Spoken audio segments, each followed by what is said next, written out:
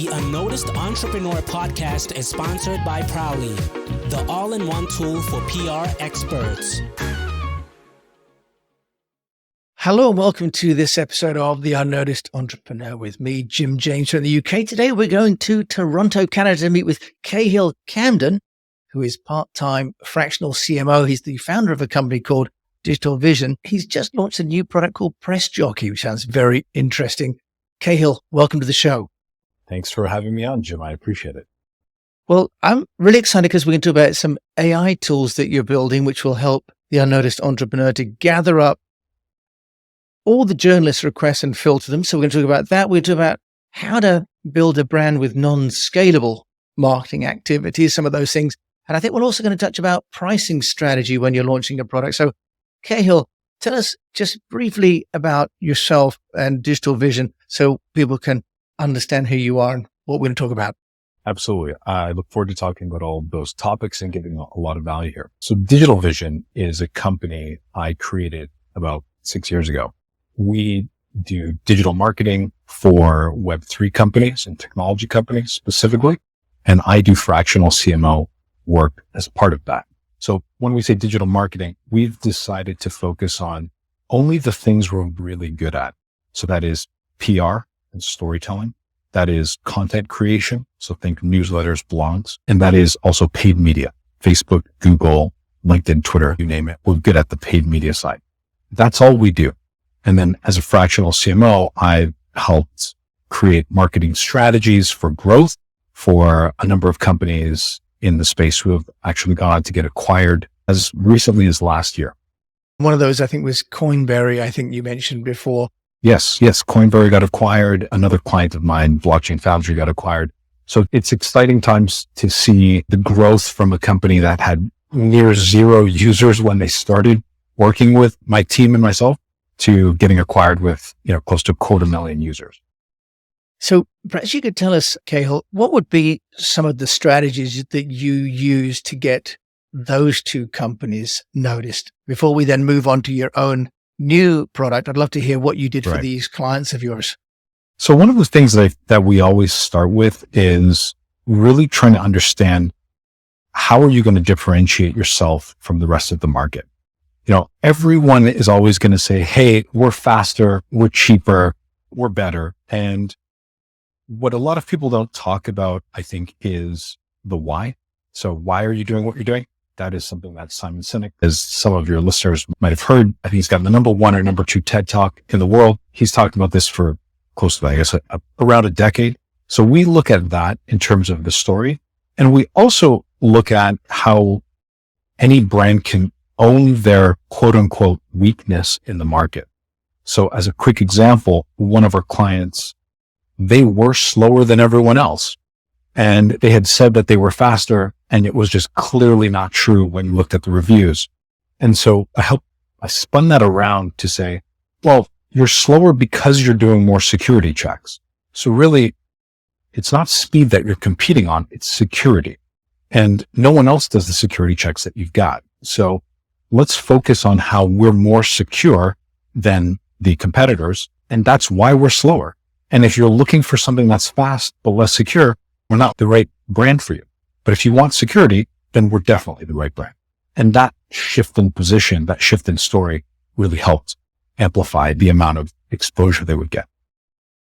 I love that idea of taking, if you like, what may be a strength in the company, but in the market has been perceived as a weakness, and having some confidence in why you're doing it that way, Cahill. That's a great thing that sometimes maybe only an external consultant can help a company to face. Right. And, we all want to think that our brands and our companies are perfect and we hit all the right marks, but we have all focused on slightly different aspects of the market that we're in. And I think it's important to own those aspects. You may have better security than another company. You might take more time with your initial assessment of a client. You might have more capacity, and we've got to own these differences and highlight that, because if everyone's your customer, no one's your customer. There's that old kind of cliche saying. That's wonderful. I love the way that you've had the confidence to help the client across that. Now, one of the problems that many entrepreneurs have in terms of getting noticed is on the media relations side. You mentioned you're doing PR and helping them with their stories. And one of the big bottlenecks for all of this is filtering out all of the journalist requests that are out there on Twitter and various other places. Cahill, can you tell us about your solution for that problem that entrepreneurs are facing? Just the volume, and they're kind of littered all over the internet, aren't they? Like little jewels that need to be found and structured and brought in. You're exactly right, Jim. I think it's important for anyone listening or watching to know that there's really two types of public relations or PR that you can do. There's outbound PR. So outbound PR is what I call it. And that's the typical media or communications room in a large company. That's the typical PR agency. That agency will understand your brand, understand your story, and then cold outreach to the media, pitching you and your story and your brand, or their work through their network, pitching you and your story and your brand. And they're shopping around your expertise and your ability to speak on something or a story that you might have. Okay, so that's outbound PR. That is typically quite expensive. It can be very powerful. We do this as an agency. We've got people on CNN, national newspapers, top blogs, etc. But it is costly. And so I think a lot of companies typically can't afford the price points that go along with it. Then we've got inbound PR. And so this, Jim, is like you were saying, there are literally thousands of press requests or media requests from top blogs, top publications, podcasts, TV stations, radio, news that are published every day around the web, around the world. That's inbound. So people are asking for your help. They're asking for your expertise. The challenge is, like you said, those jewels are littered all around the world and all around the internet. And you've got to go out and find them, filter them, and find out, okay, does this really make sense for my brand and my company and my store? So the product, the software that we've just launched is a tool that does that automatically for you. We find and filter thousands of requests a day for you so that you just get the relevant ones delivered to your inbox. And you can respond with a couple of clicks using a template that you've pre-written or one of our templates. And that will soon be enhanced dramatically by our AI integrations and our AI magic. Yeah, now, Cahill, the one thing you didn't mention was the product name. Go on, you better dig that in there. I got to help you with your own PR. But go on.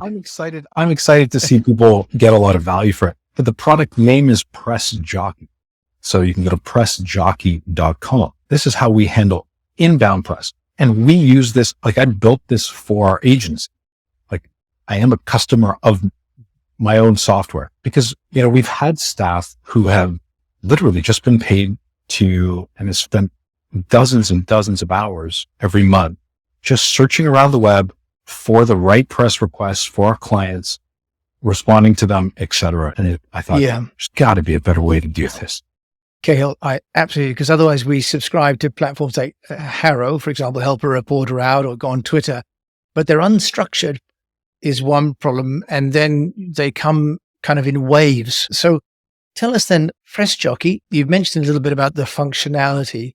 What I'd love to do is to hear from you as an entrepreneur that's building a product within an agency and spinning that out as a separate brand, how you're going around building that brand, because there's a challenge, isn't there, when you've got an agency, Digital Vision, and you're building a product within a service company and building it as a separate brand. I've been on that journey myself. I'm fascinated to hear how you are building that out and how you're getting Press Jockey noticed. Good question. We're doing things that don't scale. So I am a big believer in that for a number of reasons. One, I think you get fantastic feedback from your early customers.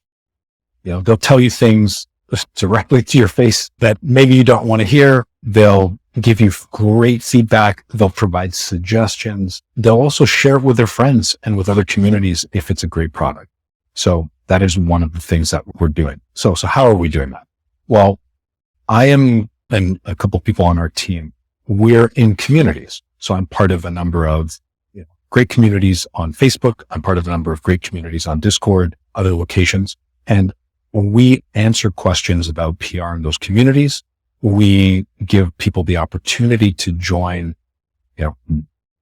small group calls where I explain insights about PR. Someone on my team will do that as well, and demo the product at the same time, so that if someone doesn't want to use Press Jockey, okay, that's fine. You still get a ton of value from the insights we're providing.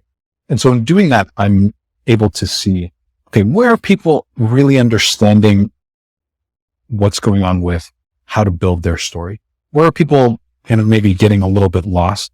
How can I adjust the presentation, or how can I adjust the demo? Or is there a specific location when I'm showing the software that people just don't understand, or they want to see it repeated?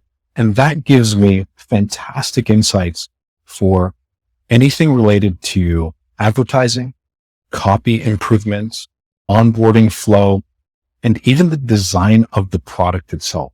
One of the things we are doing is we're rapidly iterating on this product. So we're releasing updates almost every single day. And this is something that helps us do that. When we see people are having a challenge, when I'm presenting it, they're saying, hey, can you please repeat that? Can you do that again? Why is that button here? What does that link mean? Then that gives us insight to say, oh, maybe we need to redesign this so that people really understand it. Does that make sense? It does wonderfully. And you mentioned you're doing, marketing that doesn't scale by doing this, outreach and really education. Is that because you're finding potential clients who are not actually PR people? Because the audience that you've got for Press Jockey, are they not aware of doing PR? It's interesting if you're opening up a new category then of user.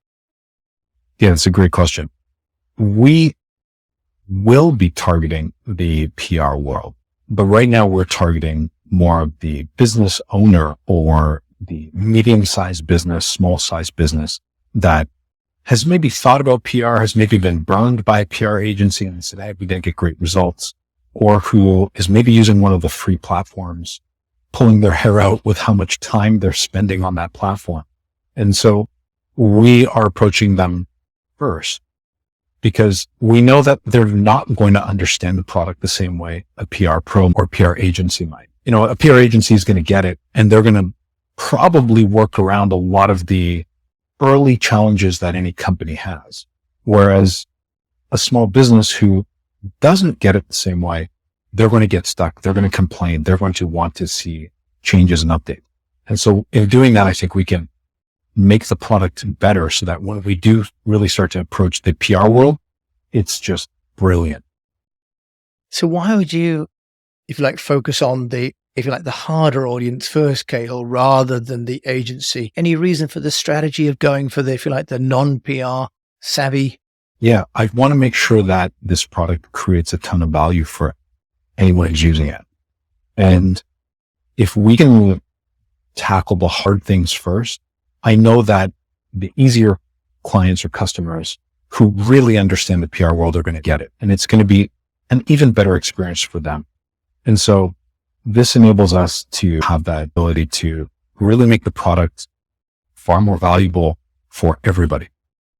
Okay, interesting. I thought you might be going to go down the path of disintermediation of the agencies, because Press Jockey actually is going to give some companies the opportunity to engage with, as you say, inbound PR without actually referring to an agency, and they'll save a lot of money and time, won't they, for doing that? So it's really wonderful what Press Jockey could offer up. Yeah, they will. And, we're in the process of integrating, the hot subject of the day, which is AI technology. So ChatGPT. And so you're absolutely right, Jim. There will be this ability for any business, any person, any coach, podcast, you name it, e-commerce company, direct to consumer, anyone will be able to leverage Press Jockey, create fantastic pitches with AI, to have fantastic relevant matches based on AI, to get great keyword options with our AI technology. The Press Jockey will enable you to do that for any inbound press. But I still think there's a lot of value with outbound press. It is a very powerful tool. And I'm not saying that just because we do that. That's not why I'm mentioning it. I really do think that there's a ton of value in working with an agency when you can afford it and when the time is right. That does help. Yeah, I think you're right. And I think what I love about Press Jockey is that you're helping those companies that are on their path to having an agency, and it creates a stepping stone, doesn't it? Right. Cahill, you've mentioned beta users. I know you sort of let in a sort of 100 beta users to start with. Tell us, how did you get those beta users in? Great question. So I've focused almost exclusively on content and the type of webinar or educational session to explain to people and share insights on what we do as an agency for clients. Like, this is information that only paying clients would typically get. So I've been sharing that with early users. I've been educating people in communities, and I've also been having our team jump in and help people choose their keywords, write their pitches. We're really trying to hold people's hand to guide them on that path to success. And so this is what we've been doing for the early users, and we'll continue doing until we hit a point where it just becomes too much. Now, I would like to just ask you about pricing, because I've noticed on your website, you've got to sign up for free, which obviously we'll put the link in the show notes, but just tell us about your pricing strategy, because under Getting Noticed, how we position a company is partly told by the pricing strategy. So what's been your approach and thinking to that? So it's interesting that you mentioned that. I said constantly upgrading the app. We just added the free pricing tier 3 days ago. Paid demo. It was $7 for 7 days. I know that Press Jockey provides a ton of value. You know, I'm an agency. I built it for our agency. Like, I know that there's a ton of inbound press and a lot of time savings that anyone can get with Press Jockey. And so what we were contemplating was, how do we get more people to understand the value of this product and see it so that they can potentially take their business to the next level with press using Press Jockey? And we decided that the $7 for 7-day demo at this point in time wasn't going to help us get there. So we decided to open up a free tier, which allows you to put in up to 4 keywords so you can see if you get matches. Because again, Jim, this is one of the things that a lot of people had said to me on those calls. They said, well, how do I know you're going to be able to find requests for my keyword? I'm special. I've got a very specific keyword that I want. I've got a very specific industry or a very specific client. How do I know? And that was a consistent thing that, 30% of the people that I had talked to mentioned.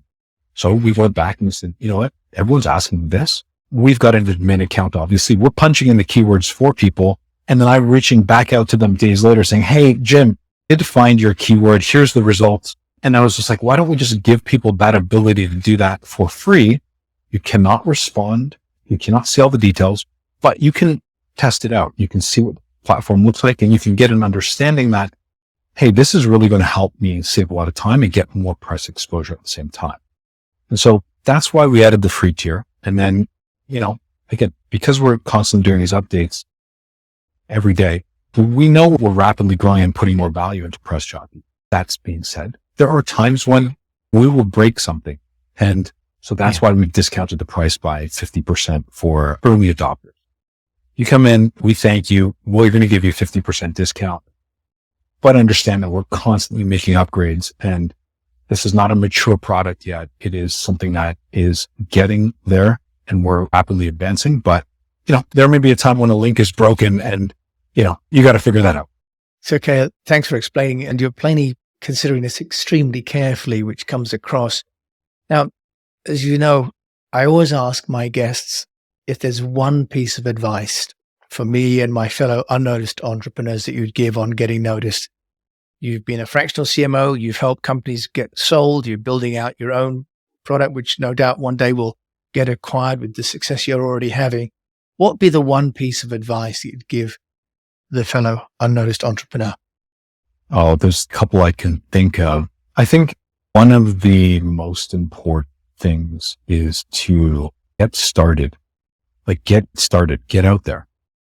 And so I have a saying that all of my clients are very familiar with. I say start small and scale up from there. And I also say, let's just get version 1.0 out, and then we'll get version 2 and version 3, and we'll start to get better as we go along. But if you don't get started, then there's no way for you to know if your story is going to resonate with your customers. There's no way for you to know if you're even targeting the right customers. There's no way to know if the media wants to hear what you have to say. There's just no way to know. You will likely not be very good in the beginning. You're likely going to mess up. But if you take that feedback and you start to adjust, then once you get to version 7 or 8 in 6 months, you're going to have a polished story. You're going to get a lot of media attention. People are going to say, wow, you're such a fantastic speaker. Your story is so interesting. How did you get here? And it was because you got started. And so that's what I'd say, is get started. Cahill Camden joining me from Toronto. You've got started and you finished and shared a great deal of value. Thank you so much for joining me and my fellow unnoticed entrepreneurs today. Yeah, I appreciate it, Jim. Thanks for having me on. You've been listening to Cahill Camden over there in Toronto. And of course, I'll put his details in the show notes. And pressjockey.com is the website. And I hope that you've enjoyed this as much as I have. And if you have, please do share it with a fellow entrepreneur. And if you've got time, leave a review on Apple or Spotify. It really, really helps. And until we meet again, I just encourage you to keep on communicating. The UnNoticed Entrepreneur podcast is sponsored by a company called Prowly. Prowly is an all-in-one software for leveraging your public relations activities. You can boost the media relations game for your business, find media contacts, send out press releases, and get more coverage while saving time and money on everyday tasks. Check it out, prowly.com.